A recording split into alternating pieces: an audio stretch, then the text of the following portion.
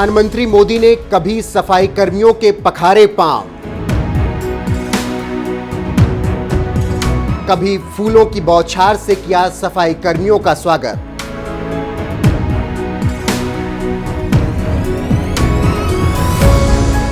अब एक सफाई कर्मी विधायक बनकर पहुंचेगा विधानसभा।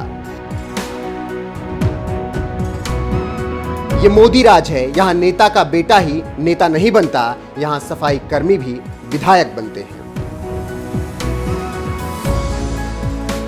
कुंभ नगरी प्रयागराज में अपने हाथों से सफाई कर्मियों के पांव पखारने वाले पीएम मोदी जब दिसंबर में काशी विश्वनाथ कॉरिडोर का उद्घाटन करने के लिए वाराणसी गए थे, इस दौरान भी उन्होंने मजदूरों और सफाई कर्मियों पर फूल बरसाने के साथ ही उनके साथ बैठकर तस्वीरें भी खिंचवाई थी।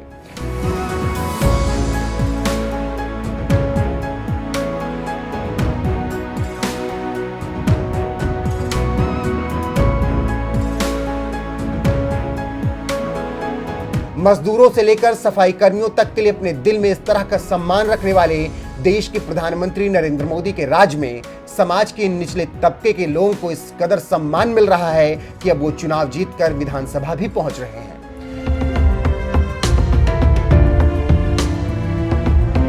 मोदी योगी राज में इस बार के यूपी विधानसभा चुनाव में बीजेपी ने संत कबीरनगर की धनघटा सीट से एक सफाई कर्मी को टिकट देकर मैदान में उतारा था। यह सफाई कर्मी है गणेश चंद्र चौहान।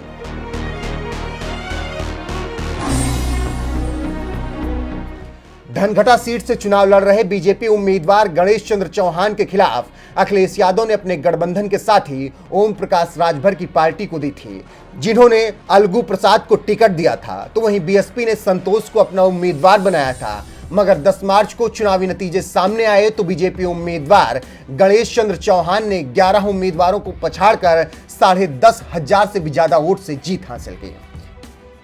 संत कबीरनगर धनघटा सीट के नतीजे: बीजेपी प्रत्याशी गणेश चंद्र चौहान को 83,013 वोट मिले और जीत हासिल की। बीएसपी प्रत्याशी अलगू प्रसाद को 71,965 वोट मिले और दूसरे नंबर पर रहे। बीएसपी प्रत्याशी संतोष को 40,535 वोट मिले और वो तीसरे नंबर पर रहे। बीजेपी के टिकट पर 10,500 से भी ज्यादा वोट से चुनाव जीतकर विधायक बने सफाई कर्मी गणेश चंद्र चौहान ने अपनी जीत के बाद कहा, देश के प्रधानमंत्री जिस तरह से सफाई कर्मी को सम्मान देकर निश्चित रूप से समाज को बहुत ही अच्छा संदेश दिया है। छोटे कर्मचारी को भी ऐसा बड़ा स्थान मिल सकता है। मोदी जी ने सफाई कर्मचारी को कितना बड़ा सम्मान दिया, कैसे उनके मतलब पैर पखार करके क्या संदेश दिया कि सफाई कर्मचारी छोटा नहीं हो सकता, वो छोटा नहीं हो सकता। वो समाज का अगर गंदगी साफ कर रहा है तो निश्चित है वह बड़ा है। देश के प्रधानमंत्री जिस प्रकार से सफाई कर्मचारी को सम्मान देकर, भारतीय जनता पार्टी ने टिकट देकर सफाई कर्मचारी को सम्मान देकर, निश्चित है बड़ा बहुत ही अच्छा संदेश समाज में है और हर कर्मचारी को लगना चाहिए। छोटे कर्मचारी को भी ऐसे बड़ा स्थान मिल सकता है, प्रयास करना चाहिए। मैं तो सिर्फ सेवा के क्षेत्र में बना रहा। कोविड काल में आप देखें हमारे एफबी को निकालकर मैं एक गाड़ी में पूरी सब्जी बनवा कर लेकर चलता था और पता करता था कहाँ रिक्शेवान रह रहे हैं। रिक्शे वाले जो रिक्शा चालक रहते थे उनको चूंकि कोविड काल में कहीं से कोई भोजन का व्यवस्था नहीं हुआ। बिहार के बहुत सारे सटे हमारे संत कबीरनगर जिले में बहुत सारे लोग रहते हैं। मैं जब टिकट पाया तो लोग आए, आंखें भर आती थी मुझसे बात करते समय, भैया अरे भैया अब आपके बढ़िया मिला। चूंकि उन लोगों को अवसर नहीं मिला कभी, उन लोगों की भी ताकत लगी वो धनघटा विधानसभा को जिताने में। और वो सब जिस दिन मैं जीत के आया लोग आके मिल रहे थे, गले मिल रहे थे, रिक्शा चालक, बड़ी खुशी हो रही थी उन लोगों को। और चिल्ला चिल्ला कहते भैया 3 महीना तकले हमन के खियावत रहना है, केहू जब ना पूछत रहा। तो यह भारतीय जनता पार्टी और राष्ट्रीय स्वयंसेवक संघ की विचारधारा में ही ऐसा हो। गणेश चंद्र चौहान ने कोरोना काल में भी लोगों की खूब सेवा की थी। उन्होंने बताया, कोरोना महामारी के दौरान मैं रिक्शा चलाने वालों के लिए गाड़ी में पूरी सब्जी लाया करता था। मुझे जब टिकट मिला तो लोग मुझसे मिलने आए। वो लोग बहुत भावुक थे। मेरी जीत होते ही रिक्शा वालों ने मुझे उठा लिया था। गणेश चौहान का राजनीति में आने का सफर बेहद दिलचस्प रहा है। चलिए आपको हम बता देते हैं कि उनका सफर अब तक कैसा रहा। गणेश चौहान के पिता राजमिस्त्री का काम करते हैं। गणेश चौहान ने ग्रेजुएशन तक की पढ़ाई की। पढ़ाई के बाद कमाई के लिए मजदूरी का काम भी किया। विधायक गणेश चौहान का आरएसएस से भी जुड़ाव है। 2009 में आई सफाई कर्मी की वैकेंसी में उनकी नियुक्ति हुई। पढ़े लिखे होने के चलते 2009 में सफाई कर्मचारी संघ के ब्लॉक अध्यक्ष बने। 2010 में पिता को जिला पंचायत सदस्य का चुनाव लड़ाया, तीसरे नंबर पर रहे। 2014 में सफाई कर्मचारी संघ के प्रदेश संगठन मंत्री बन गए।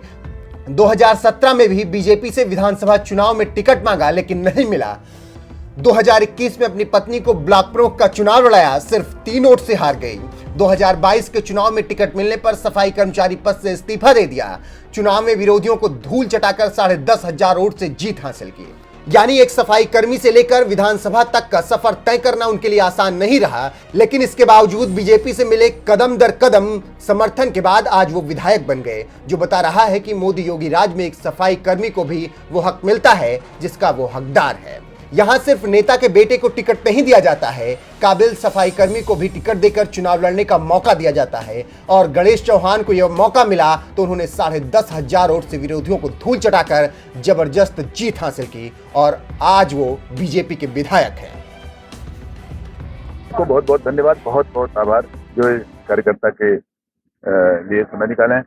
देखिए, 22 वर्षों से मेरा जो राष्ट्रीय स्वयंसेवक संघ के विचारधारा में मैं बाल्यकाल से ही जो चलता चला आ रहा और सेवा के क्षेत्र में अनवरत कार्य करने के नाते भारतीय जनता पार्टी के विचार में, भारतीय जनता पार्टी के प्रकल्पों में काम करने के नाते भारतीय जनता पार्टी ने एक गरीब कार्यकर्ता को, एक अदना कार्यकर्ता को विधानसभा क्षेत्र 314 धनघटा से प्रत्याशी के रूप में भेजा है। यह निश्चित ही भारतीय जनता पार्टी का एक बड़े मन का प्रदर्शन है।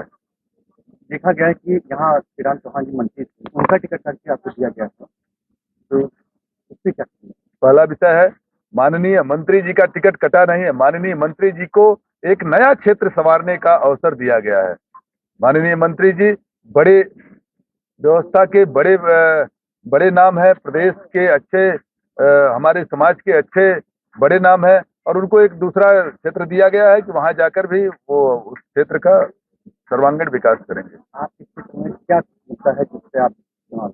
निश्चित है, क्षेत्र में जो आज भी 5 वर्षों में बढ़िया काम करने के बाद भी बोल्डर पिचिंग और उसके करने के बाद भी जो नदी का कटान और ये इस पे काम नहीं हो पाया, मैं अगर समय पाया तो सर्वप्रथम जो संत कबीर नगर का धनघटा क्षेत्र जो है, जो बाढ़ से ग्रस्त है, जिसको लेकर हमेशा आवाज उठती आती है, माननीय मंत्री जी के नेतृत्व में उत्तर प्रदेश की सरकार ने 5 वर्षों में अच्छा कार्य किया।